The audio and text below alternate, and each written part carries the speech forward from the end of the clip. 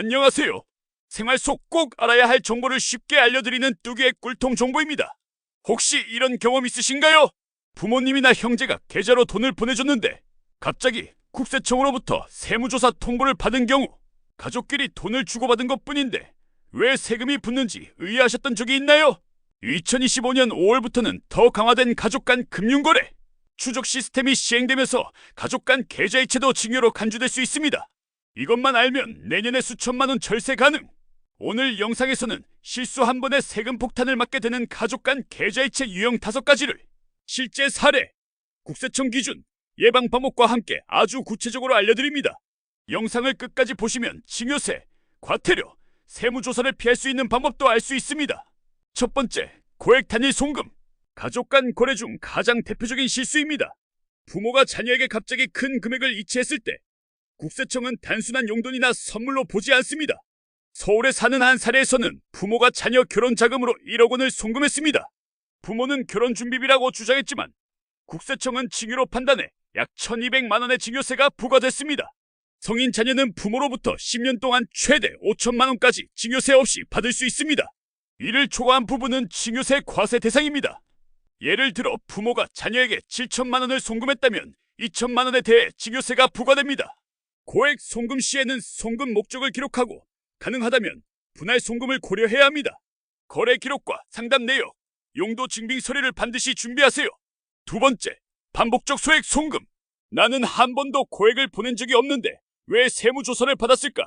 그 이유는 반복적, 지속적 송금 패턴도 국세청은 징유로 본다는 데 있습니다. 부모가 자녀에게 매월 300만 원씩 송금해 2년간 누적 7,200만 원이 되었던 사례에서 생활비라고 주장했지만 명확한 증빙이 없어 결국 징여세가 부과됐습니다. 국세청은 송금의 반복성과 일정성, 수취인의 지출 여부, 송금 목적 증빙 여부를 종합적으로 판단합니다. 매월 100만 원이라도 목적이 불분명하다면 누적 송금액을 기준으로 징여로 간주될 수 있습니다.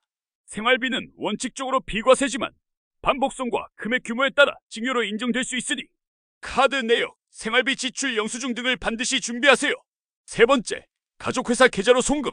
부모가 자녀 명의의 회사 계좌로 송금하거나 형제 자매가 공동 운영하는 회사로 송금하는 경우 국세청이 가장 예민하게 반응합니다. 부산의 한 사례에서는 부모가 자녀의 법인 계좌로 1억 원을 송금했습니다. 이후 법인세 탈루 및 징여세 포탈로 세무조사 대상이 되었습니다. 회사 돈과 개인 돈을 명확하게 구분해야 합니다. 회사 돈을 사적으로 사용하거나 회사 계좌와 개인 계좌를 혼용하면 과세 및 조사 대상이 됩니다. 회사 경비나 자산에 대해서는 반드시 이사회 승인과 회계 처리가 필요합니다. 네 번째, 부모의 자녀 통장 대납. 부모가 자녀 명의로 가입된 보험료, 학자금 대출, 자동차 할부금 등을 직접 납부할 경우 국세청은 이를 간접 징여로 간주할 수 있습니다. 경기도의 사례에서는 대학생 자녀의 자동차 할부금 1,500만 원을 부모가 대신 납부해 징여세가 부과됐습니다. 부모가 자녀의 비용을 지원할 경우 반드시 자녀 계좌로 송금 후 자녀가 직접 납부하도록 해야 합니다. 자녀의 학자금이나 등록금은 비과세지만 안전하게 처리하려면 자녀 계좌를 거쳐 지급하는 것이 좋습니다. 다섯 번째, 자녀 명의 통장으로 모아준 돈. 부모가 자녀 명의의 통장으로 장기간 돈을 모아주는 경우 특히 미성년자 명의 통장은 국세청의 주요 조사 대상입니다. 부모가 미성년 자녀 명의로 매달 100만 원씩 5년간 송금해 총 6천만 원이 누적된 사례에서는 지출 내역 없이 그대로 예치돼 있어 징여로 간주됐습니다. 반복적 고액 송금, 지출 기록 없음, 입금 후 미사용 등은 징여로 판단됩니다. 연간 2천만 원 이하로 송금하고 학비나 생활비 등으로 지출한 증빙을 반드시 남겨야 합니다. 가족 간 계좌이체 세금 예방법 정리. 첫째, 송금 시 목적을 명확히 기록하세요. 둘째, 송금 내역과 카드 사용 내역, 영수증 등 증빙 자료를 확보하세요. 셋째, 반복적이고 일정한 금액 송금을 피하고 고액 송금 시 분할 송금을 고려하세요. 넷째, 회사 계좌와 개인 계좌를 철저히 구분하세요.